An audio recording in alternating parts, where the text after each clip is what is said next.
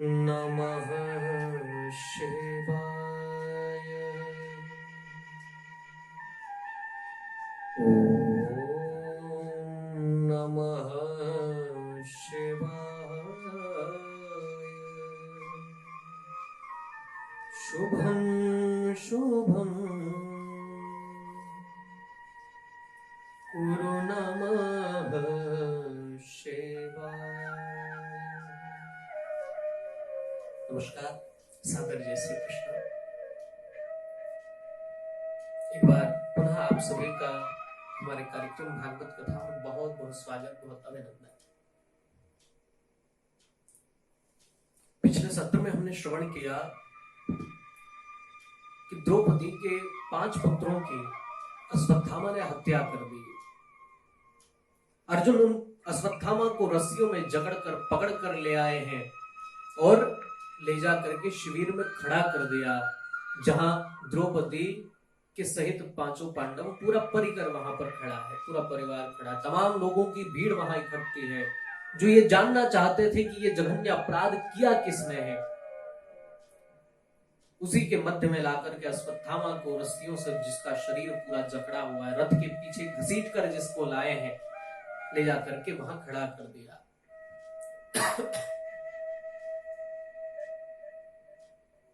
अर्जुन ने कहा, देवी तुम्हारे बच्चों के हत्यारे को मैं लेकर के आ गया हूं, बताओ इसको क्या दंड दूं?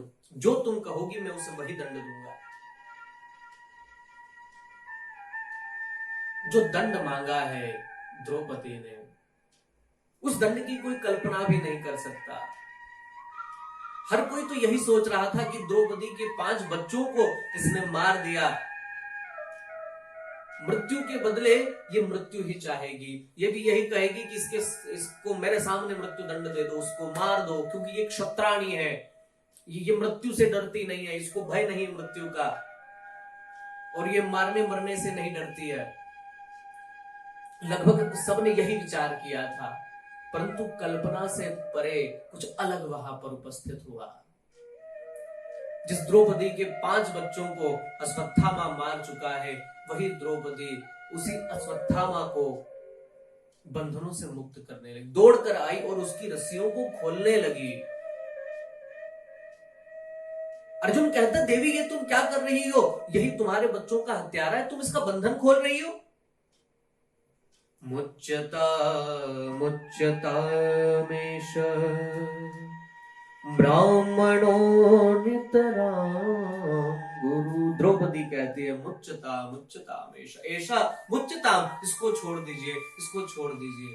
क्यों छोड़ दें? तो ब्राह्मणो नितराम गुरु, ब्राह्मण सदैव गुरु होता है और ब्राह्मण मारने योग्य नहीं होता, और ये तो आपके गुरु का पुत्र है, और गुरु का पुत्र गुरु के ही समान होता है, गुरु के ही समादर करने योग्य होता है, इसलिए तुम इसको छोड़ दो। और फिर ये ब्राह्मण है, और मैं जानती हूं कि पुत्र के मरने की पीड़ा कितनी होती है।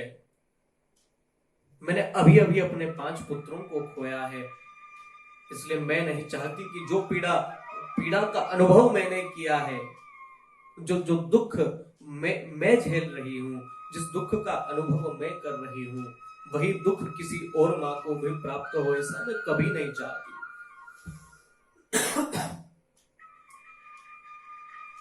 क्योंकि मेरे 5 पुत्र मर गए, कम से कम मुझे अपने पतियों का तो अवलंब है, मुझे अपने 5 पतियों का सहारा है, मैं उनके सहारे अपना जीवन व्यतीत कर सकती हूँ। परंतु इसकी जो माँ है कृपे,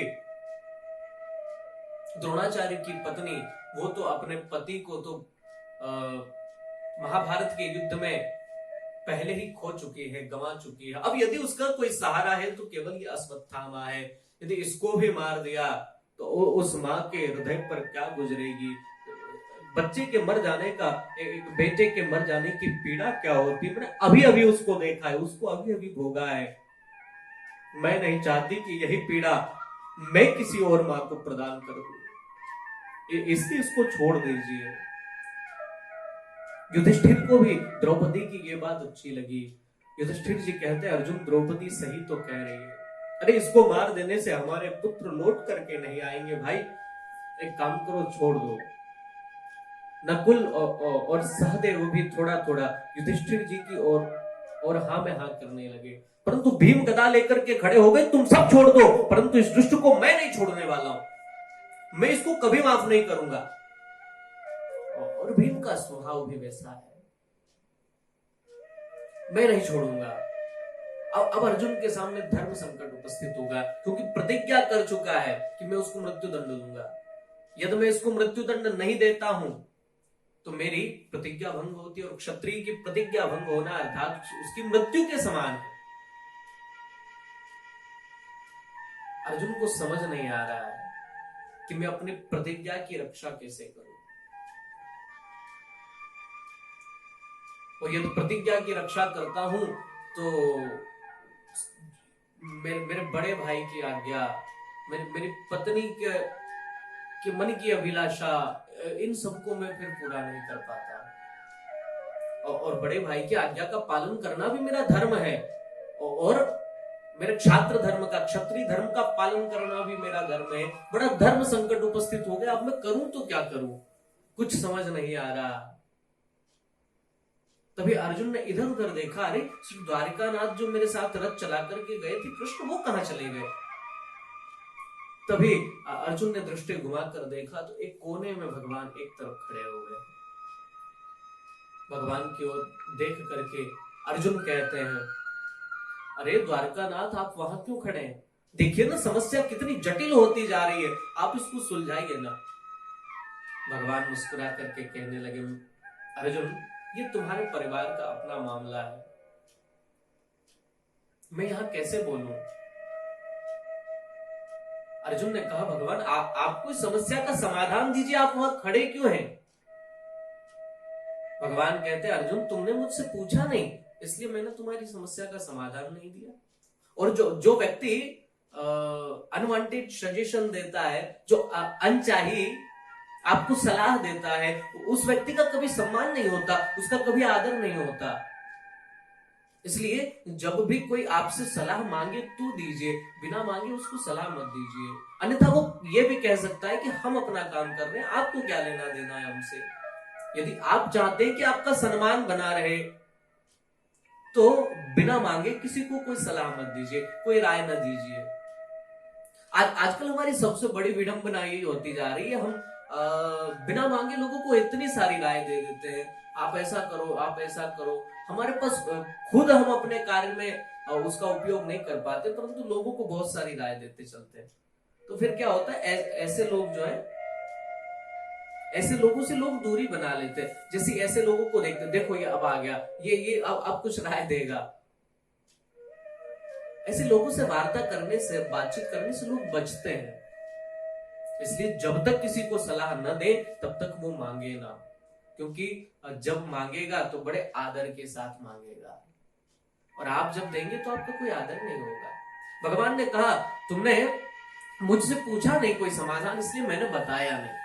और फिर तुम्हारा आपसी घर का मामला है, तुम्हारे बड़े भाई हैं, तुम्हारी पत्नी है, तुम्हारे और भी छोटे भाई, ये सब लोग, तुम्हारा पूरा परिवार खड़ा है, तुम्हारे परिवार की अपनी अपनी समस्या है, तुम सुलझा लो।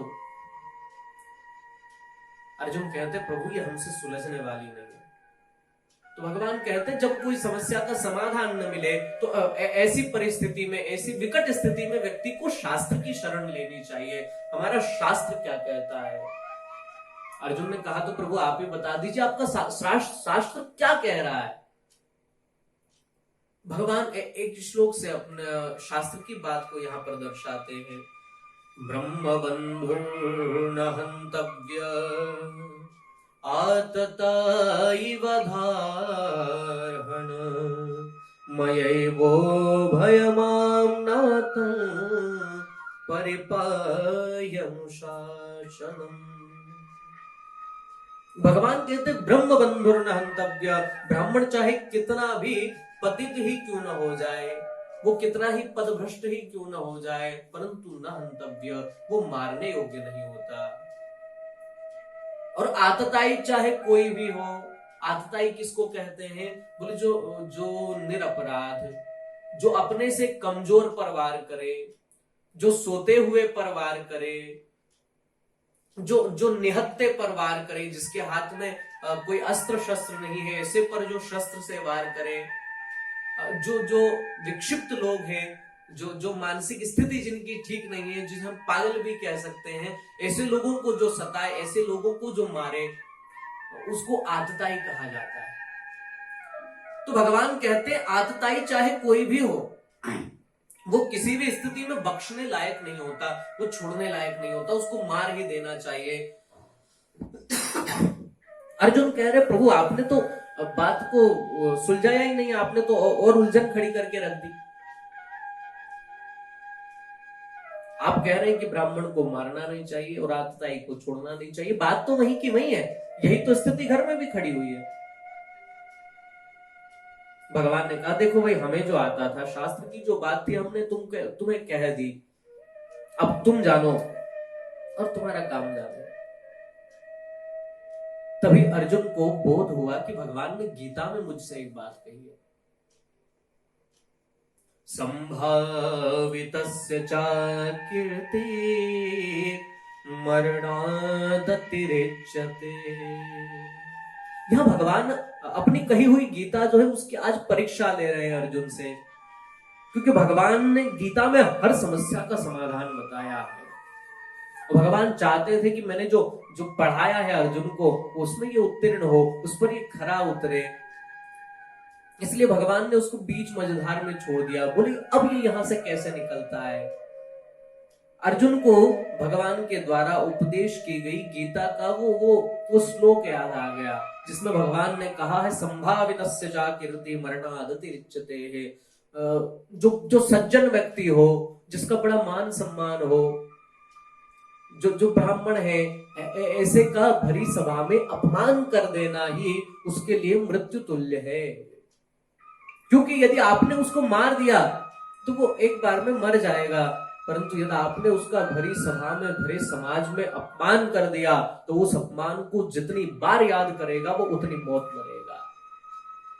इसलिए अर्जुन को अपनी समस्या का समाधान इसमें दिख गया। उसमें वो अपनी प्रतिज्ञा को भी रख सकता है और अपने परिजनों के मन को भी रख सकता है। अर्जुन ने क्या किया, अर्जुन ने अपनी कटार ली और अश्वत्थामा के माथे में चमचमाती जो मणि थी उसको निकाल लिया और धक्के मार करके, लात मार करके अश्वत्थामा को शिविर से भगा दिया, उसका अपमान करके। अब अश्वत्थामा जो है वहां से चला तो गया, मन में विचार किया कि पांडवों ने मेरा इतना अपमान किया, अब तो मैं इनके कुल में वास्तव में पानी देने वाला नहीं छोड़ूंगा। और इसने क्या किया, ब्रह्मास्त्र का प्रहार कर दिया। और वो ब्रह्मास्त्र का प्रहार किस पर किया, अभिमन्यु की पत्नी उत्तरा के गर्भ पर, जो गर्भवती होने के कारण सती न हो पाई अभिमन्यु के साथ। इस पर भगवान ने किस तरह उत्तरा के गर्भ की रक्षा की, और जो गर्भगत बालक है उसका जन्म कब हुआ, कैसे, और उसका क्या नाम हुआ, इस पर हम लोग अगले सत्र में चर्चा करेंगे। तब तक आप सभी को सादर जय श्री कृष्ण।